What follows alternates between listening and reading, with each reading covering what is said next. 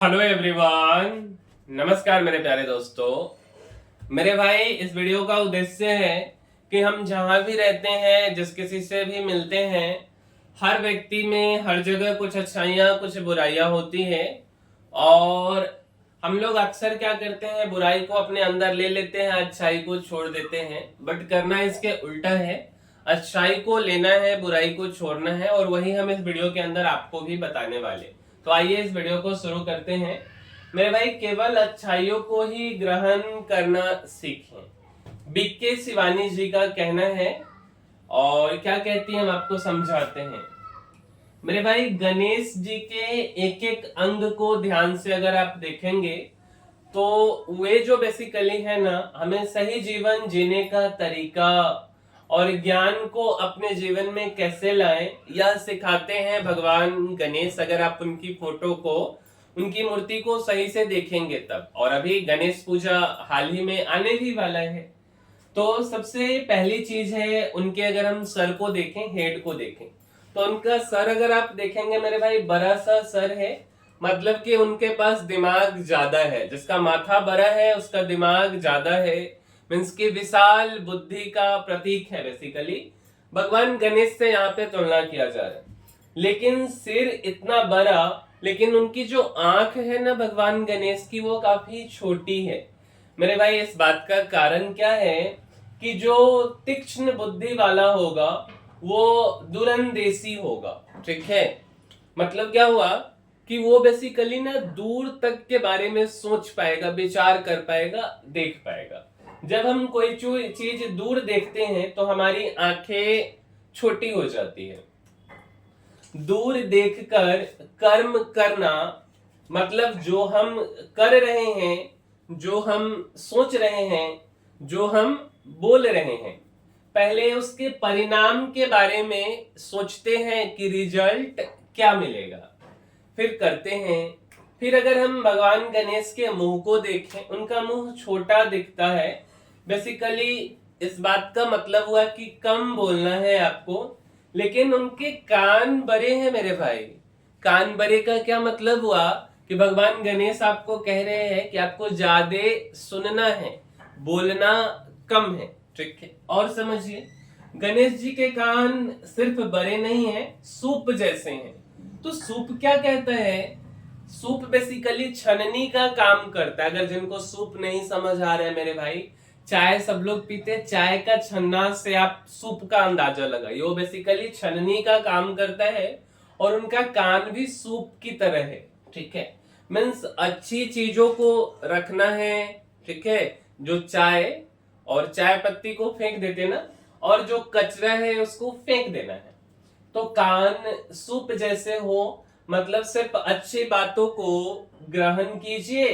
ठीक है, अच्छा, दूसरी बातों को अंदर आपको जाने भी नहीं देना है। दुनिया में लोग कहते हैं एक कान से सुनो और दूसरे कान से निकाल दो।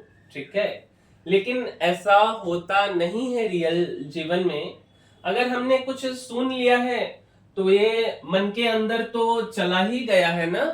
जब आप किसी से कुछ सुनेंगे तो वो तो मन के अंदर चला गया, और मन में उस बात की छाप लग जाती है मेरे भाई। तो हमें वैसी बातों को सुनना ही नहीं है। आज मीडिया है, सोशल मीडिया है, आसपास के लोगों से हम कितनी बातें सुन रहे हैं, सुनते ही जाते हैं। मैसेज आफ्टर मैसेज सुनते ही जा रहे हैं, अंदर लेते ही जा रहे हैं। अगर हम इतना कुछ अंदर ले लेंगे और किसकी क्या क्वालिटी भी नहीं है, तो हमारी स्थिति कैसी हो जाएगी? तो हमेशा कान आपके सुप जैसे हो। सिर्फ प्योर कंटेंट, अच्छी बातें, लोगों की विशेषताएं, सिर्फ उनको ही सुनना है और अंदर लेना है। फिर गणेश जी के दो दांत है मेरे भाई, लेकिन एक दांत टूटा हुआ दिखता है। मीन्स इसीलिए तो उनको एक दंत कहा जाता है। क्या आपने कभी सोचा है कि भगवान गणेश को एक दंत क्यों कहा जाता है? मेरे भाई, हमारे जीवन में हर चीज में द्वैत है। जहां देह बोध होगा, अहंकार होगा, वहां दैत्य होगा। परमात्मा सब ज्ञान देते हैं। तो सबसे पहली बात क्या सिखाते हैं? मैं आत्मा हूं, तू आत्मा। इससे सारा दैत्य खत्म। दैत्य आत्म चेतना से ही खत्म होता है मेरे भाई। जब वो जीवन में आ जाए तो दैत्य खत्म, और इसलिए एक दंत दो नहीं कहा जाता। फिर गणेश जी की जो सूंड है, सूंड जिसको बोलते हैं, वो क्या दिखाता है? तो सूंड की क्या विशेषता है कि वो एक पेड़ को भी उखाड़ लेती है, लेकिन एक बच्चे को भी बहुत प्यार से उठाती है, जिससे आध्यात्मिकता जग जाएगी। वो बहुत कोमल भी होगा, प्रेमल भी होगा, लेकिन बहुत शक्तिशाली भी होगा। मेरे भाई गणेश जी देवता हैं, लेकिन पेट उनका इतना बड़ा दिखाते हैं। बाकी सभी देवी देवताओं के जो शरीर हैं वो सर्वांग सुंदर दिखाते हैं, कंचन काया। लेकिन गणेश जी का पेट इतना बड़ा दिखाते, तो इसका कारण है कि जो बुद्धिमान आत्मा है वो हर बात को अपने पेट में समा लेती हैं। आज भी अगर कोई बात हर एक को सुनाता रहता है तो लोग कहते हैं इसके पेट में बात ही नहीं टिकती है। लेकिन गणेश जी के पेट को बड़ा इसलिए दिखाते हैं क्योंकि इधर से सुना उधर सुनाया। ये ज्ञान रूपी आत्मा की गुणवत्ता नहीं होती है। हर एक से मिले, हर एक के साथ काम करे। हर एक के संस्कार अलग अलग हैं, लेकिन हर एक को स्वीकार करते चले जाएंगे तो आपका पेट बड़ा हो जाएगा।